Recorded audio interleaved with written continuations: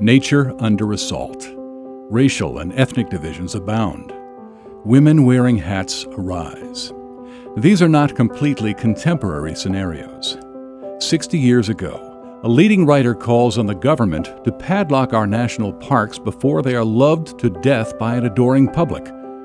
The story spurs creation of a new volunteer program to help maintain places like Yellowstone, Yosemite, and the collective legacy known as America's Best Idea. This Student Conservation Corps isn't launched by Congress or the Interior Department. It is started by a 24-year-old woman who proposed the idea in her Vassar College senior thesis.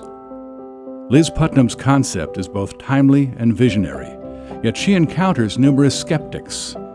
When Liz insists that young women be offered the same service opportunities as male students, one park ranger scoffs, "Can you imagine anything funnier than a woman in a ranger hat?" Liz is undaunted. For 2 years, with fellow Vassar grad Marty Hain Talbot and the support of many advisors, she steadfastly pursues her plan. Finally, during the summer of 1957, Liz leads the first Student Conservation Association volunteers to Grand Teton and Olympic National Parks.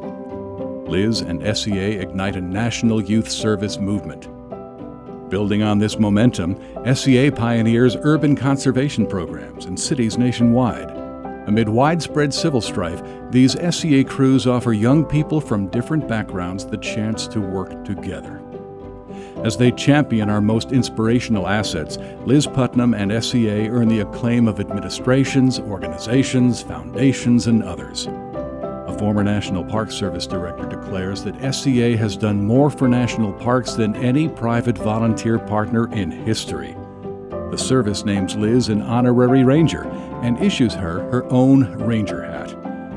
That snickering park staffer is nowhere to be found.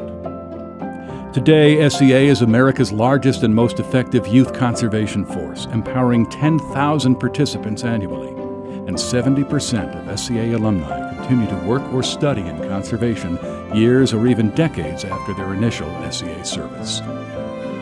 60 years ago, no one could have predicted the effects of climate change, ever-present technology, or our troubling disconnect with nature.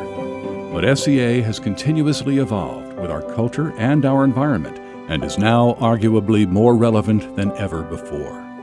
The Student Conservation Association. Conservation begins here.